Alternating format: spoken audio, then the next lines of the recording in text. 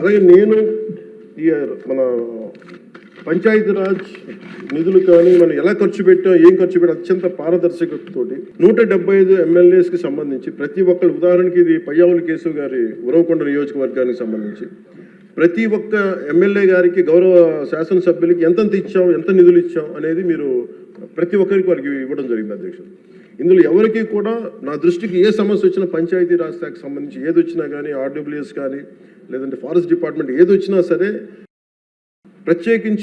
ప్రత్యేక శ్రద్ధ పెట్టి ఉన్న పరిమితమైన నిధులనే అందరూ ఒకళ్ళ మీద ఒకళ్ళకి ఇవ్వకుండా కూడా పార్షియాలిటీ చూపించకుండా ఉన్నంతలో అందరికీ న్యాయం జరిగేలా మేము చేస్తామని, ఇది మీ ద్వారా ప్రతి ఎమ్మెల్యే గారికి, ప్రతి గౌరవ శాసనసభ్యులు ప్రతి ఒక్కరికి పంచాయతీరాజ్ శాఖ అందజేస్తున్న అధ్యక్ష. ఇది మీ దృష్టికి తీసుకొస్తా ఉన్నాను. ఇది మీ నియోజకవర్గాల్లో మీకు ఎంత ఖర్చు పెట్టాం, ఎలా చెప్పాం, మీరు చాలా సగర్వంగా మీరు చెప్పుకునేలా ఉంటుందని తెలియజేసుకున్నాను అధ్యక్ష. ఏమండి థ్యాంక్ యూ. అలాగే అధ్యక్ష, వీళ్ళకి సంబంధం అంటే నాకు సభ దృష్టికి, ఇంకా గౌరవ సభ్యులందరూ మాట్లాడతారు, నా సభ దృష్టికి నేను తీసుకురాగలిగేది ఇప్పటికీ కూడా వాళ్ళ సభ్యులు తక్కువ 11 మంది అయినప్పటికీ కూడా వాళ్ళు ఒక 1100 మంది ఉన్నట్టుగా వాళ్ళు మాట్లాడుతూ ఉంటారు. అంటే మనం ఎందుకనంటే వాళ్ళు చెప్పిన దాన్ని చాలా బలంగా నమ్ముతారు. మనం చేసే పనులు మనం చెప్పుకోలేం, మనం చేయడానికి సంకోచిస్తున్నాం ఏంటో తెలియదు. కానీ వాళ్ళు చూడండి, ఇందాక నేను చెప్పింది మీకు,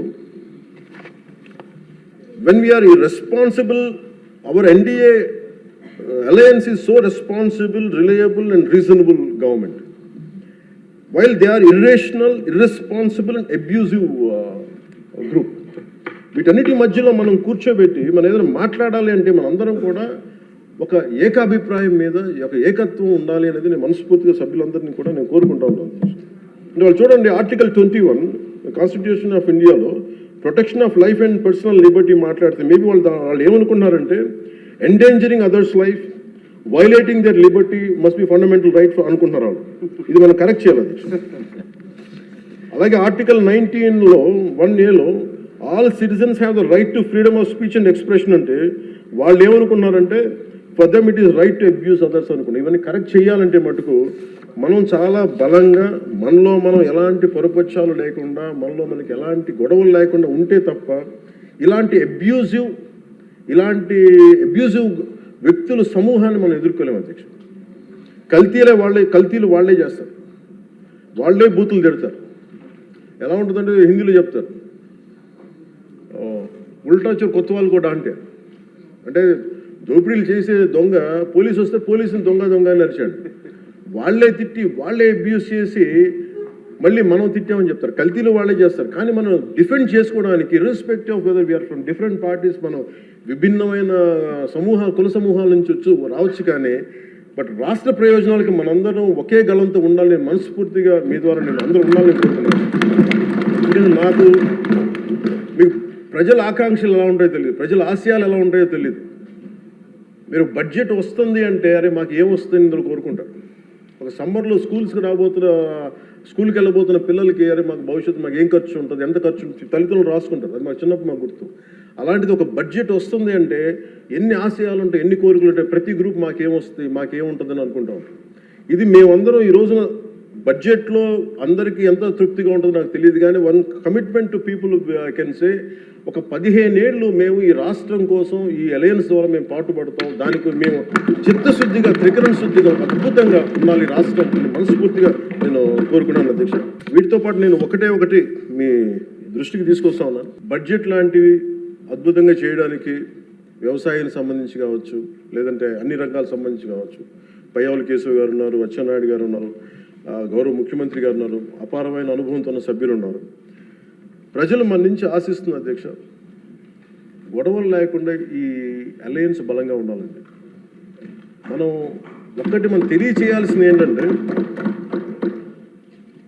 ఏ ఒక్క ఎమ్మెల్యే ఈ సభలో అడుగు పెట్టాలన్నా అన్ని కులాలు, అన్ని మతాలు సపోర్ట్ చేయందే, ఎంతో కొంత ఓటు వేయందే ఇక్కడికి రావాలి అధ్యక్ష.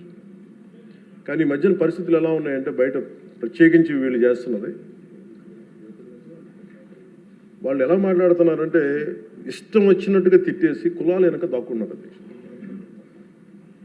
అది మటుకు ఎందుకంటే నేను ఒక భారత రాజ్యాంగం నేను నమ్ముతున్నాను పెట్టినప్పుడు I'm beyond cost creed and religion.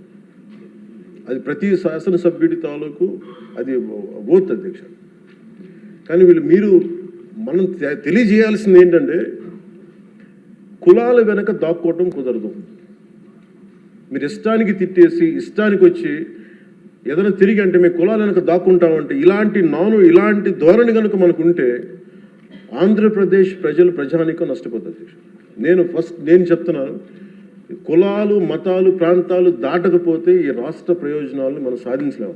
ఖచ్చితంగా ఇది మీరు పదే ఇది మీరు ఇళ్లలో మాట్లాడుకుంటారా, ప్రజలకి తెలియజేస్తారా, మీ నియోజకవర్గాలు ఇది చేయకపోతే ఏమైపోతుంది అధ్యక్ష? విచ్ఛిన్నం, ఇందాక వాటి గురించి చెప్పాను, వాళ్ళు విచ్ఛిన్నం చేయడానికి సిద్ధంగా ఉన్నారు. ఇప్పుడు మన ఐక్యత ఉండాలి అని సమాజం కోరుకుంటే వాళ్ళు విచ్ఛిన్నం చేయడానికి సిద్ధంగా. దీన్ని రిపీటెడ్గా కనుక మనం ప్రజల్లోకి తీసుకెళ్ళకపోతే మటుకు మనం ఎన్ని గొప్ప బడ్జెట్లు పెట్టి ఎంత సదాశయాలతో ఉన్నా కానీ quality of thought, quality of behaviour కనుక మనకు లేకపోతే ఇంత బడ్జెట్లు కూడా, ఇంత ఆశయాలతో ఉన్న బడ్జెట్లు కూడా నిష్ప్రయోజనం అయిపోతాయి. ఆ జాగ్రత్త మనం అందరం తీసుకోవాలి అధ్యక్ష. ఈరోజు మనం బడ్జెట్ గొప్పగా ఉంది అని ముందుకు తీసుకెళ్తున్నాం, కానీ మన బాధ్యత కూడా మనం నిర్వర్తించాలనేది నేను మనస్ఫూర్తిగా సభను కోరుకుంటూ గౌరవ ముఖ్యమంత్రి గారికి అవకాశం ఇచ్చిన మీకు, గౌరవ శాసనసభ్యులందరికీ, మంత్రివర్గానికి అందరికీ ధన్యవాదాలు తెలియజేసుకుంటూ, పర్యాటక రంగాన్ని ప్రత్యేకించి దుర్గేష్ గారి ఆధ్వర్యంలో 20,000 కోట్లు పెట్టుబడులు ఆకర్షించాం. తద్వారా 50,000 మందికి ప్రత్యక్షంగా పరోక్షంగా ఉపాధి అవకాశాలు లభించనున్నాయి.